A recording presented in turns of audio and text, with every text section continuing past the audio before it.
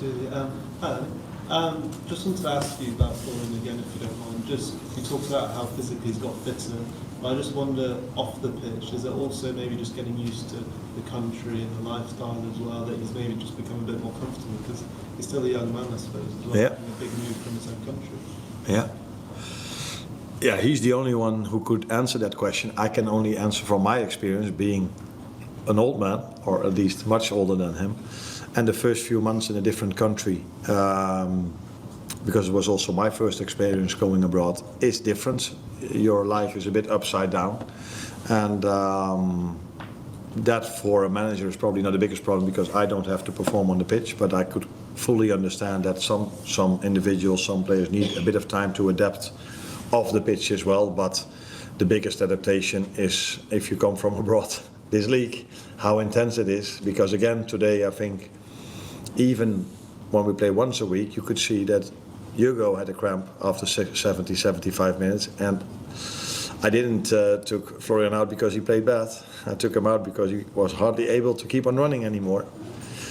And that is also a bit the situation we're in, but also that tells you about the new players we've brought in, how big of a step it is to adjust to these intensity levels. Can I Go on. Can I also ask about Curtis Jones? Fourth game in a row he's played 90 minutes. How much has he been maybe enjoying the responsibility? Because it felt like he really got on the ball today and was really driving the midfield in the absence of someone like Dominic. Yeah, I think that's always one of his main qualities, that he always wants to have the ball no matter what the situation is. That is 99 out of 100 times very positive. Sometimes it's also smarter maybe to stay away from the ball or not bring yourself in a difficult situation. But even if it's a really difficult situation, he had one in the corner. He was able to bring himself out of the situation and play the ball to Ryan. So I think the first and most positive thing for him is that he's able to stay fit for 4 or 5 games in a row now. And he's played indeed 90 minutes every single time. That might have to do a bit with his performance. But if you look at our bench, you didn't saw any player that is a midfielder that has played more than 10 minutes in the Premier League so far. So that's why I'm so pleased with our current results, because if we would have dropped points, people would have probably talked about the fact how many players we miss. But we don't drop points, so that's why no one is talking about the players we miss. Maybe because they only talk about how much we spent. Mike? Arne, the goals that Liverpool conceding, are they changing games too much now? I mean, you were really on edge the last 10 minutes at Tottenham. Again, after Wolves scored today, it seemed to take the flow and rhythm out of an awful lot of your play, and you're kind of hanging on in matches that you shouldn't need to. Yeah. I can only agree with you. So it tells you how important goals are in a low-scoring sport, because that's what football is.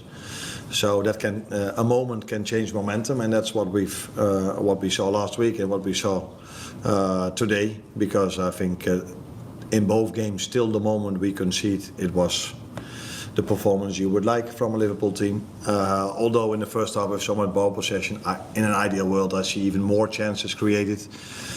Again, we didn't score our first 2 chances. By the way, I completely didn't understand why the second time Maka hit the ball on the post, why that was offside.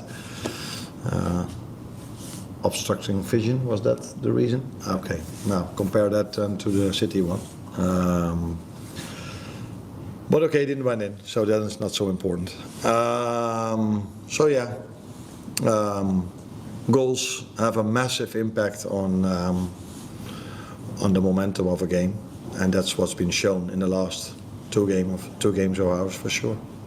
Do you think you should, but I'm sure you think you should be doing better game management, but game management wise, how are you going to be able to implement that? No, a way to have game management is also have the opportunity to make substitutions. So maybe to bring an extra defender in, or these kind of things. Or in last year, I a lot of times when we were 2-1 up or 1 goal up, I brought Wataru Endo in. But yeah,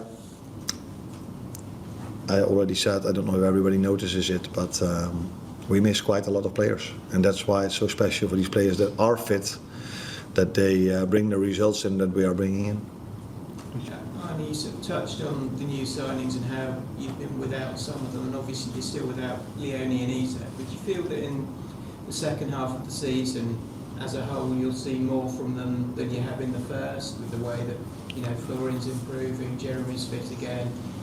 Do you sort of think it's... Yeah, for sure. But I think that's not only for the new players we brought in. I think if you bring in a lot of new players and a lot of players are gone, then usually, at least if I do my job a bit well, you see them playing better football after they've been a bit longer together. There's more training time, there's more playing time together, then usually they play better. And I think you could see this last season, because that team was the year before all the same with Jürgen, and last season, especially the first half of the season, I think we played some very good football. That's helpful if players are longer together. I think history has shown many times the longer players playing together, the bigger chance you have of winning something. Or if you add players to what you have, that's also a serious chance of improving. If you replace what we've done, then it takes time, and then usually it gets better after a certain period of time. Unfortunately, Giovanni Leone, we won't see him this season, and Alex is going to take a long time before we see him again. So that is all right now. You can do the numbers, how much money that is, and if you combine that with how much we've sold, that's maybe an interesting story to make. Who's last one? To ask again about the fullbacks, you mentioned a few months back when PSG were how much you liked Hakimi and Mendy. How much did that influence the signs of Frimpong and Kirkers, and how much are they sort of fitting into that mould you maybe envisioned?